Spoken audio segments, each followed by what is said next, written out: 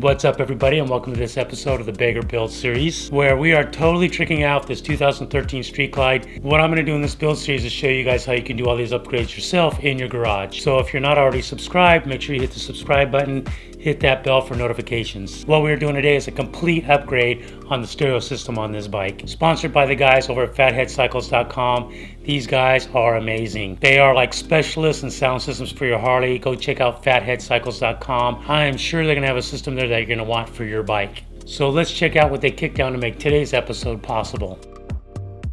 We have the Sony XAV AX7000, 400 watts. It's got navigation, Apple CarPlay, Android Auto. We've also got the Rockford Fosgate TM400X4 AD. It's their 400 watt multi-channel amplifier. We have a pair of 6.5-inch Rockford Fosgate full range fairing speakers. They have maximum frequency response. They're water resistant. There's a tweeter. We also have the Metra Inner Fairing, which accepts the Sony Double Din stereo. I ordered this one in gloss black. You can order it from them in naked, or you can order it in custom Harley colors. We also have the amp installation kit. Then they also kicked down a pair of the 6x9 Rockford Fosgate saddlebag lid speakers. We're not going to install those today. That'll be in the next video. I want to talk to you about the Perfect Package. MANSCAPED has just come out with the Perfect Package 3.0. Something every guy should have. It shows up in this cool box. You flip it open and everything's right there. Let me tell you what's inside. The star of the show is a new Lawnmower 3.0 trimmer. Now features skin-safe technology. It's battery powered. It's small, compact. It's waterproof. It's very quiet. It has a cool light, and the light's great even if you're shaving in the daytime. I've been using this trimmer. I use it on the back of my neck. I have the wife shave my back. I use it on my arms. I use it on my legs. I use it downstairs to keep things all trimmed up. It's said that over 80% of women like a guy that's manscaped. I actually feel like that should be more like 95%. There is a bottle of crop preserver. This is like a cream used on your boys downstairs. Keeps your pH balanced. I don't know about you guys, but I'm on my motorcycle a lot, going back and forth to work. Things do get hot and steamy down there, so anything I can do to regulate my pH is good by me. Basically take a shower, dry off, put it on, you're good to go. Then the smaller bottle is the Crop Reviver. I basically would keep this in my pocket, go out ride somewhere, midday, give my boys a spritz.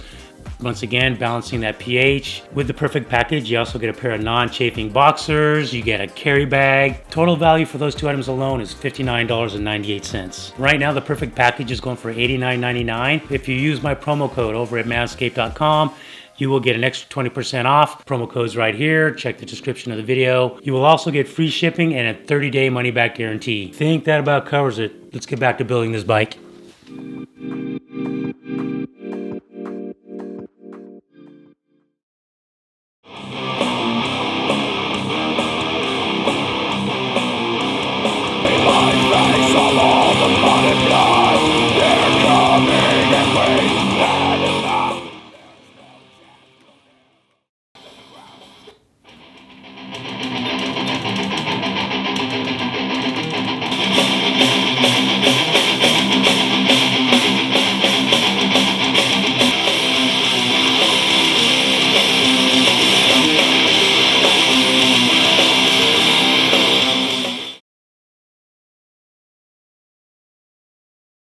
Volume half.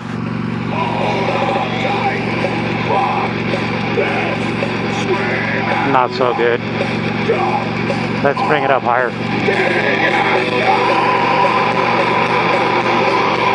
Whoa, really bad. You can hear a lot of distortion when it starts to go up to about 3/4 volume.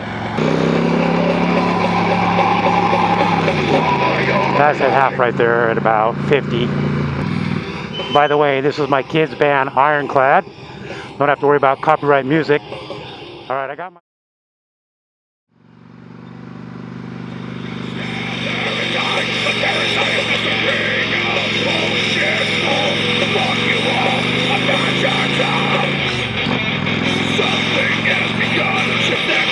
Man, I can hear it perfectly. Very crisp and clean.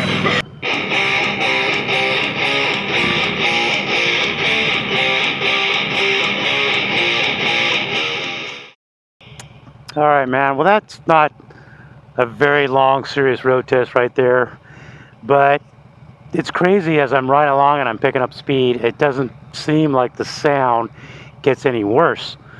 Where before, the higher I cranked up the speakers, the worse and worse it got.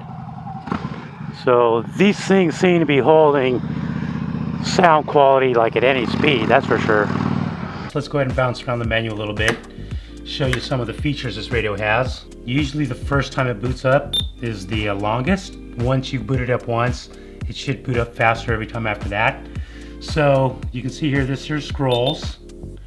If you want to go into your settings, go to general, pick your language, demo, turn your demo off, put on your date and time, sound, extra bass was on off when I got it. I put it on 2 because I like a lot of bass. You're not going to get a lot of bass out of these speakers though, I'll tell you that right now. DSO, I put that on high. Don't even know what DSO means, but it sounded really good on high. Balancer, you can move that around. I just keep it in the middle. Advanced, high pass filter, this and that. You can figure that out. So here you got your CarPlay. It's reading off my phone.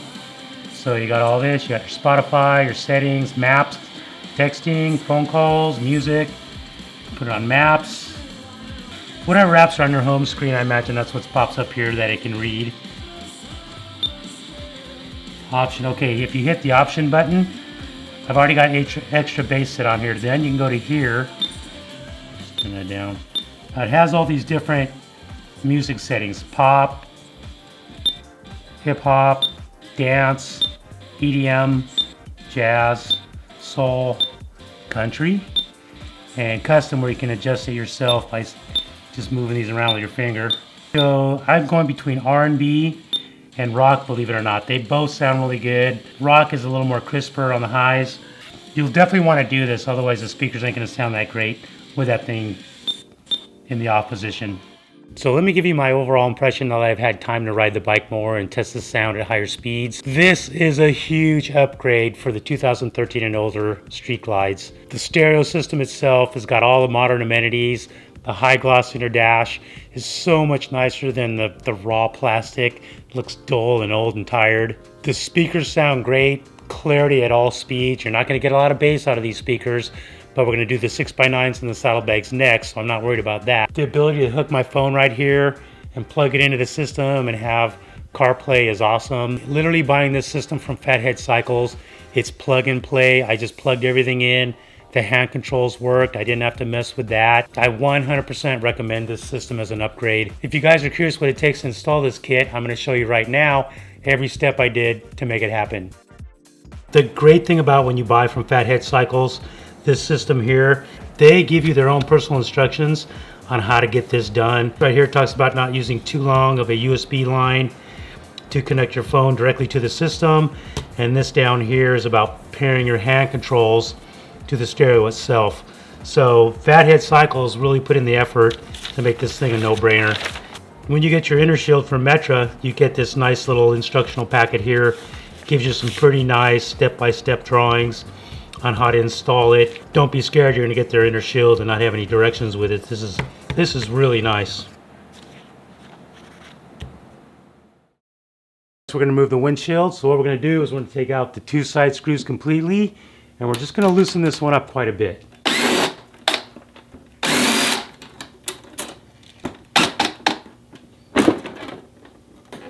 Guess that one came all the way out. That's okay though. This is a T27. Then of course you're going to want to do that on both sides. Alright, to remove the headlight ring, you just have a Phillips head screw down here at the bottom. Also, it's a good idea to lay a towel or a rag on top of your front fender in case you drop anything, you don't damage it.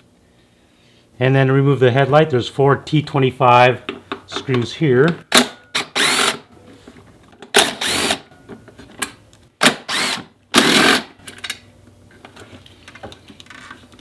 And then just unplug it. Alright, so the last thing you need to remove to get your outer fairing all the way off is right at this location right here on both sides. There's a screw you need to get to from the back side of your steering head. So let's get those out and this thing should be ready to come off.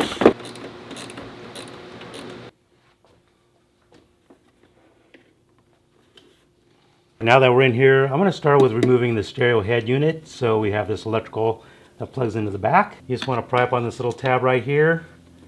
Should come right off. There you go. And then here you just have the antenna. Pops right out. All right, I'm going to pop this electrical out of the way just so I can get at things a little easier. Come on. There we go. And then you're going to have this bolt on both sides. It's not easy to get at, so you're just going to have to use a regular little Allen wrench here. Oh. All right, with both screws out, let's see if this thing comes out. Okay, there we go. Ugh, what a hunk of junk. Let's just start unhooking all the wiring. Start with the speaker wires, then we'll unhook all the gauges.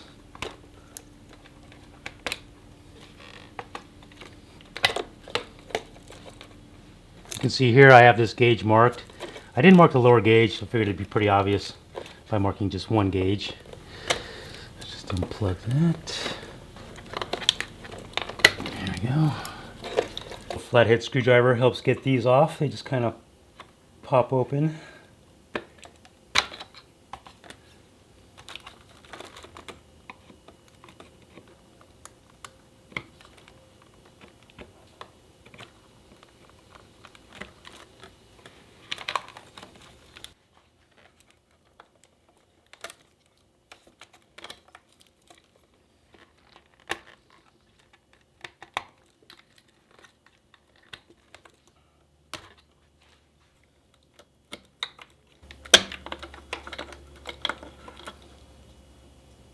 And that one pulled the whole bulb out. Sucker is in there. Man. Unplug the left and the right turn signal. Just push down on this tab right here. Push that down. Slides right out. Next, you want to remove these connectors off this bar here. So don't pry it up. Just slide it back and lift off. This one here. Slide it forward, lift off. They come right off. And then you got a Phillips head screw here and an Allen here. So let's take this off.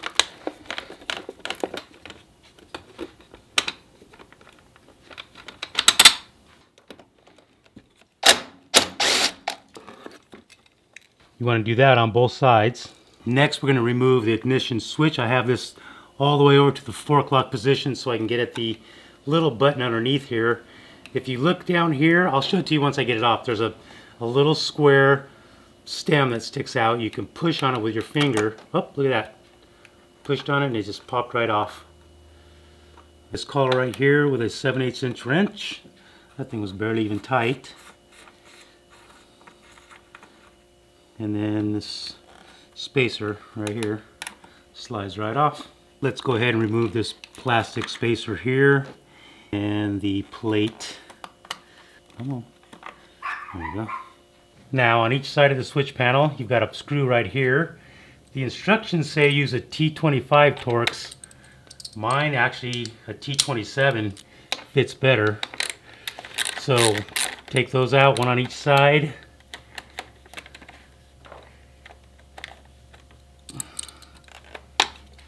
Okay, let's see if we can pull out this switch panel.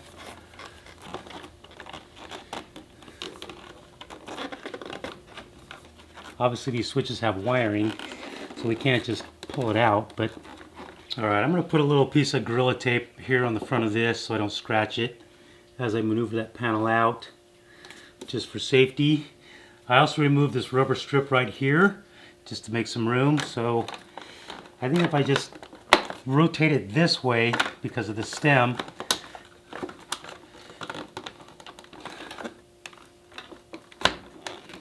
there we go. Now I can get at the wiring. I'm going to remove the entire switch because this is going to get painted.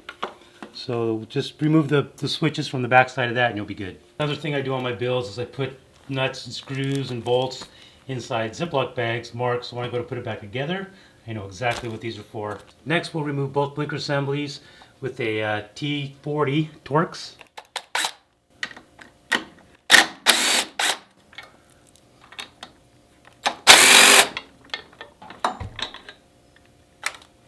Now we're going to remove the clutch cable because it goes through the inner fairing. So we're just going to slide this boot up to get access to the adjuster.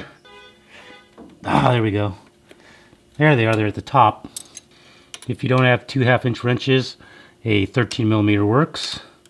So what I'm going to do here is just crack this loose without smacking my fender, even though I am changing out the front fender.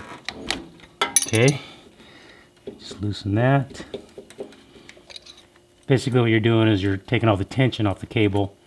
And I would say screw it in as far as you can.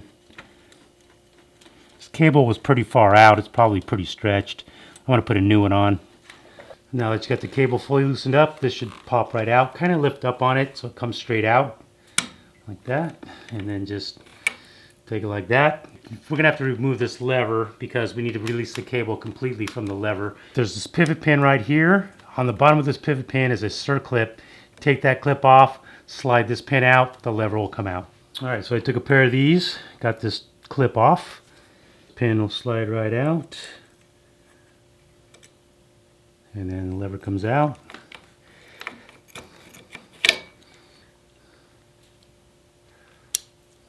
Okay, so you just pop this up out of this hole, pull this out, released. Now we're going to slide the clutch cable through the fairing. Careful not to scratch your bars. Remove the cigarette lighter. The cigarette lighter, just put your finger in it and from the other side, keep it from spinning. Let's go and unplug it.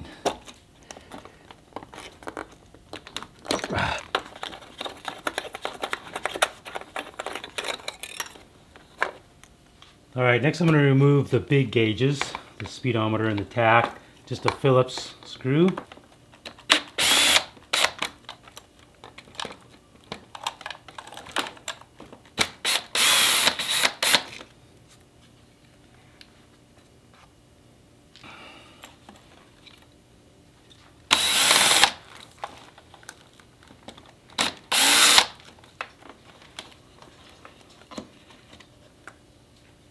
To remove the indicator bar, you'll see here it has these 4 little tabs.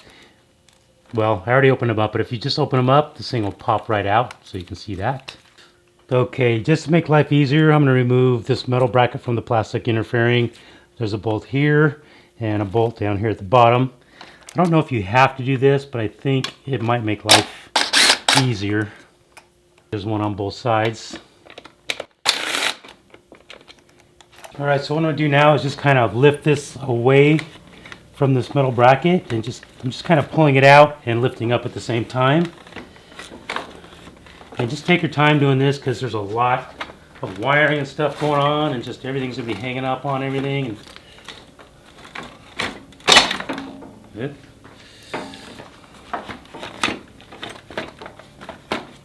Careful right here, this is going to want to hit your handlebars.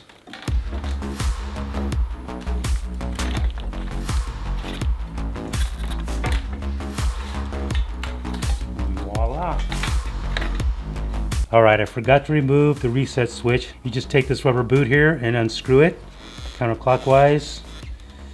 Hold the back.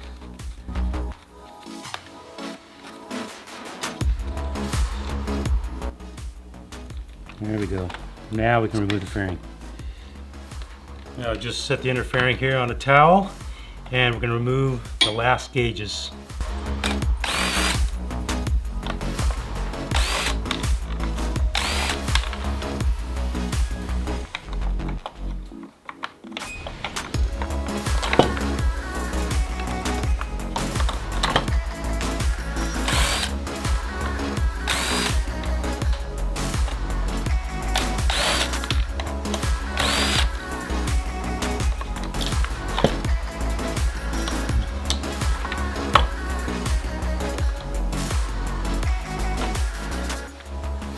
Alright guys, this is the new fairing here. We're just going to put the gauges in it. So you want to put it on its face. Now just put the gauges back in the way they came out. I apologize for all the fan noise. It is really hot in here today. So we got fuel, goes on the top.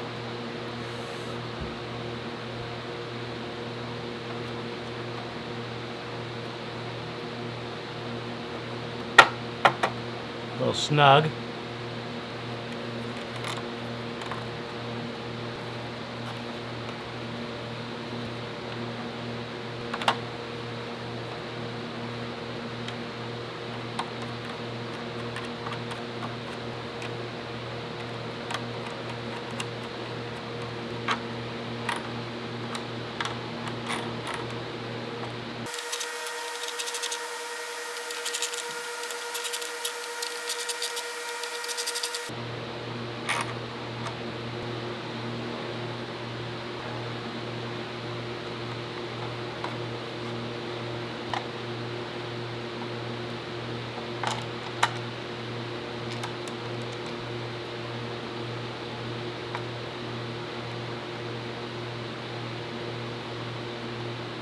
Make sure you got the rubber gasket back on here. It's rubber gasket here.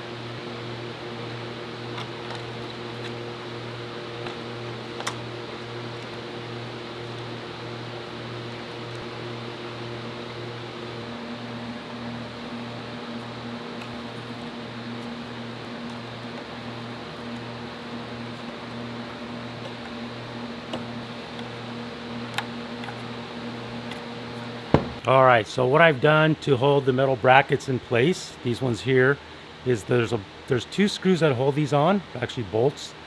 I put the bottom bolt in just to hold things in place while I slide the new inner fairing in place. So I did that on both sides. I kind of pushed the brackets back away from the handlebars as far as I could. So when I drop the fairing in, it hopefully isn't too much trouble.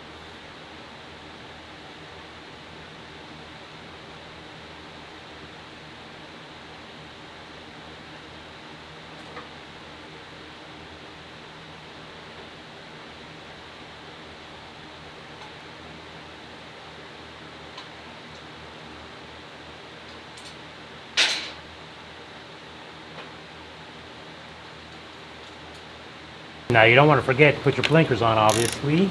So I just removed the bottom bolt and put the blinker bracket back on here.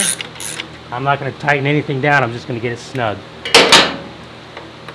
Something I've been hearing about, reading reviews on these inner fairings, is that this upper hole does not line up good, so you're going to have to come in and kind of, you can see how the slot in the fairing, you know, it doesn't match up with the hole. So I'm going to take this Dremel tool, I'm just going to kind of come in here and then push this back a little bit on both sides, and then I can get my upper bolt in, because right now it's off just a little bit, maybe an eighth of an inch.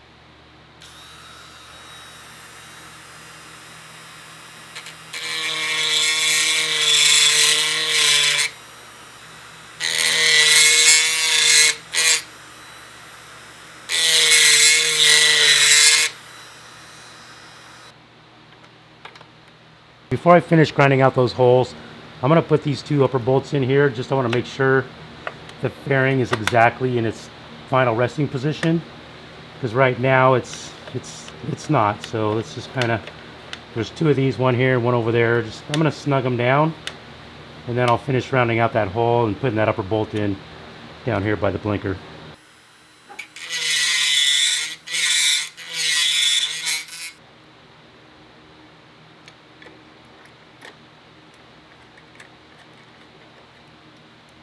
Alright, so next thing I want to do, I'm just going to plug in all the gauges. Luckily I got these marked. I put volt on here so I know this is the volt gauge.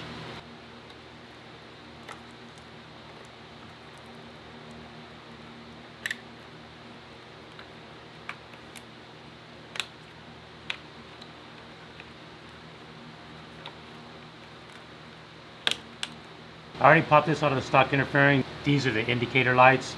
It literally just slides out this way. So you just push it back in like that, and then snap in the wires from the back side.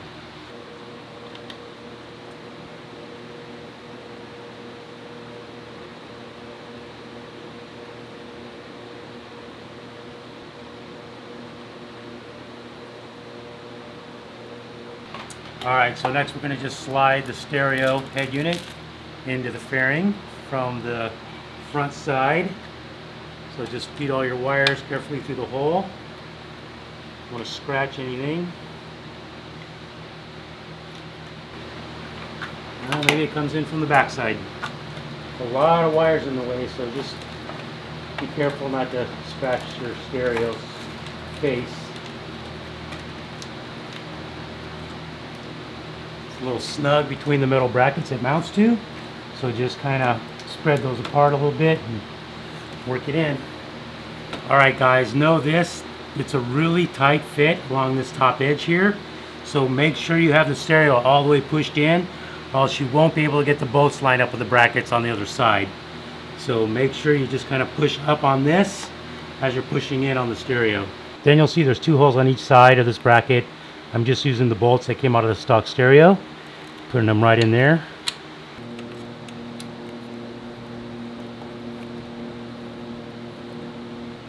Alright, so now that we got the head unit all bolted down, what we do is we have back here a USB port number 2, USB port number 1. This is rear speaker hookup. This is the main harness. This is going to plug into the stock harness right here. You'll see it has these little lips right here that go into this right here. There's only one way to put this on correctly.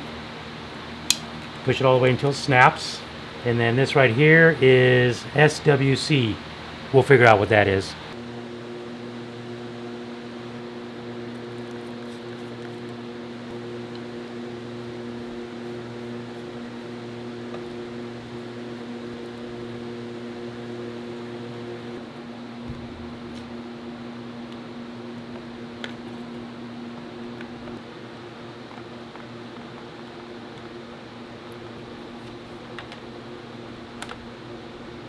Alright, so we had another fitment issue. This nutsert that goes in here is square, but it won't fit in here and line up with the hole in the Metra Inner Fairing. So what I had to do was grind off 2 of the corners, round it off, and let's see if they'll fit in there now and line up with the hole.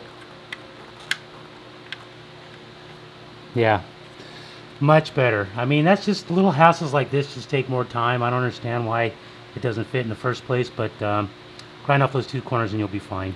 Alright, so if you guys remember when I took this piece off right here, the switch dash, it was just like a matte black. It was like naked plastic.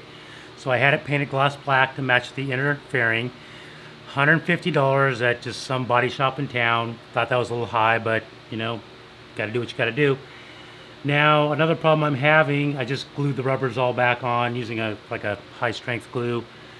Problem I'm having is this thing fitting this back on here, the ignition switch right here in the middle, it's pushed, the panel is being forced down so hard to get these side screws in that it's getting bent up right here, you know, getting pushed up by this shaft right here. So when I go to put on this plate, it's very tight for one, but when I go to snap it down, I can't because it got bent. You can see that it's bent right there in the middle. Another thing I did before I started doing assembly here, because I didn't want to scratch the gloss black panels, I put Gorilla Tape all through here, all around here, and I put Gorilla Tape on the face of this, and I put Gorilla Tape here, here, and here on this panel here. And when you're putting this panel back in, it's just getting banged up against everything. This part right here is hitting up here. It's a good idea to protect the panels before you put it on. Alright guys, so I got this looking better. It doesn't look great, but it definitely looks better. What I did was I put this in a vise using a rag, took a heat gun, and just kind of heated it and bent it so it lays down a little better. You can see there's still a gap here, but I think only if you know it's there, you'll notice it.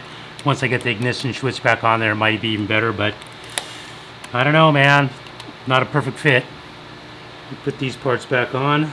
Black ring goes on first with the shoulder sticking up toward the front of the bike.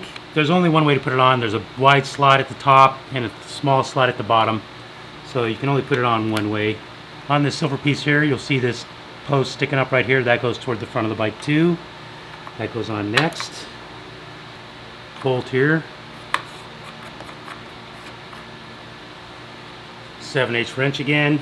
I'm just going to barely snug this thing because I remember when I took it apart, it was not very tight. I don't think that thing's supposed to be super tight. Snug it. And then this thing has a spring. I'm just going to slide that on here, and hopefully this pops right back on the way it came off.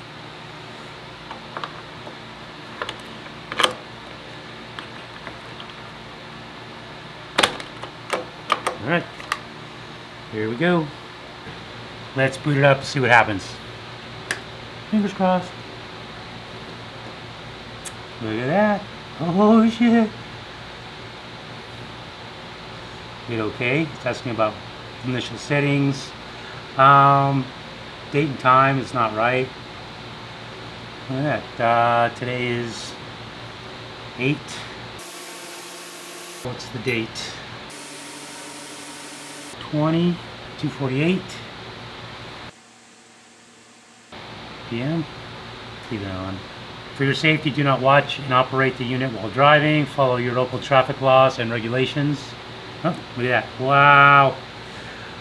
Dude, the thing's already working now. There's something I need to do to make this hook up with the hand controls.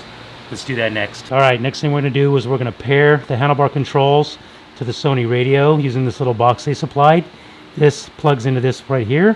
This comes off the new stereo unit here.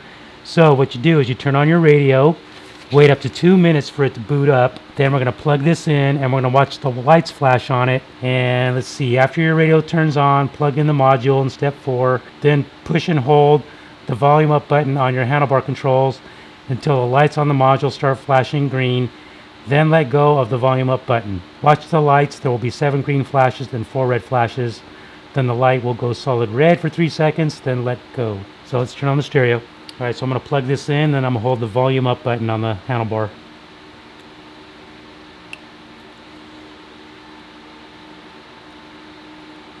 Volume's up. Lights flashing. The green light's flashing. Now it's flashing 4 times red. Solid red. Okay, then let go of the volume up. All right, I think that's it. So what I'm going to do is the 4 holes that are closer to this edge, I'm just going to put these countersunk screws in them. Actually, I don't know if you call them bolts or screws. And so we got 1, 2, 3, 4. These are the ones that will actually hold the speaker onto this piece here. Now let's go put this on the bike. And it's just going to fit in there like that. You can see that lines up perfect.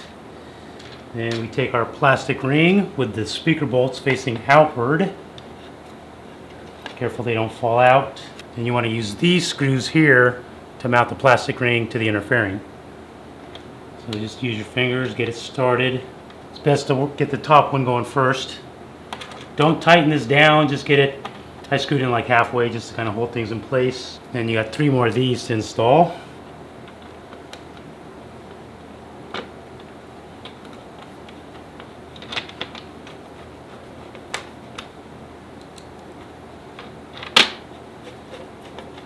And then now that I got them all in, I'll just snug them all down. You don't want to over tighten these because they're going into plastic. So you can strip them, get too crazy with it. So we just slide that over the 4 bolts. There we go. All right, now I have 4 flat washers and 4 nuts to hold it on. Just like that. Then use a 9mm socket to tighten her down. You'll see here the wire connections are at the top. So hard to work with these tiny little nuts when you don't have tiny little fingers.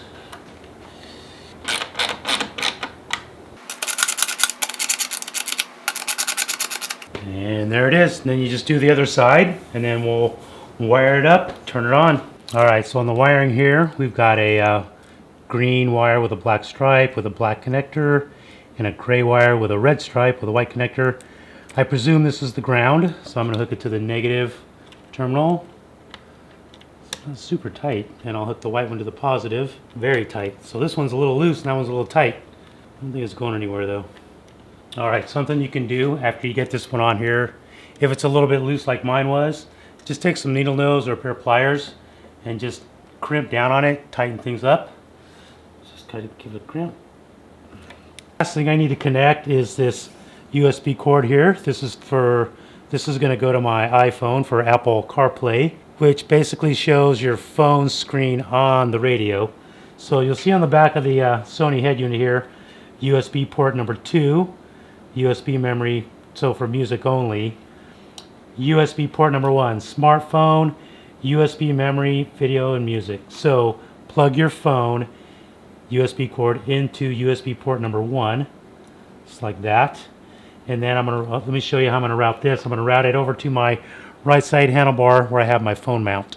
All right, so before I run my USB cord up to here, this is my new phone mount here. I got it about halfway up the bar, pointing straight back at me. This thing is supposed to be awesome. Look how wide that thing opens. I don't care how big your phone is, it's gonna fit. Then snap it on. And then Tying her down. Put my phone in there, like so. Now I just got some black zip ties here, and I'm going to run my USB line. By the way, this is a 3-foot cord. I got this on Amazon. I'll put the link down below. I bought like a 6-pack of these for like 10 bucks. And I want to have this, I'm going to plug it in the bottom of my phone. There you go. Then I'll just run it back to the handlebar so there's no tension on the phone. We don't want it to come unplugged.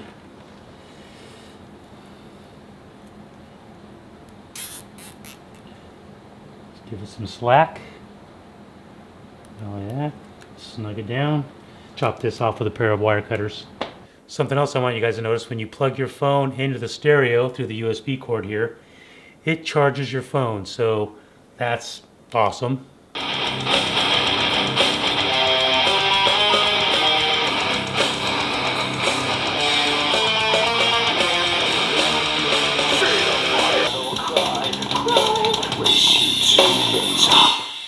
The last one there buys. Don't freak out. Release me. Release me. Release me. One thing I want to mention, you guys, these brackets here that were on the old fairing, they're like a brace. They went from a hole here to a hole in the speaker over here. Well, as you can see, it no longer reaches this bolt. It's about 1 inch shy. So apparently you can't put these back on. If you want to plug in your radio antenna, that just goes in right here. Easy as that. Alright, I've almost got the outer fairing completely on. I have the center screw in the shield. These 2 side screws, this one here and the one on the other side, you can see how far off they are. It's like, I mean, that's too far off for me to wiggle it to get in there, so I'm going to have to, the only thing I can think of to do is take a Dremel and open up this hole. But it's kind of scary because it's going to be really close to the edge.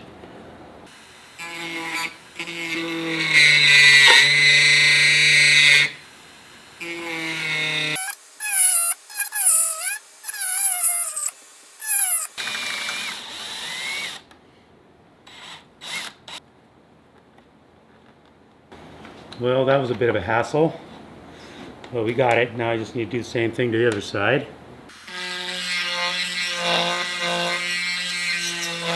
All right, man, I got the trim on.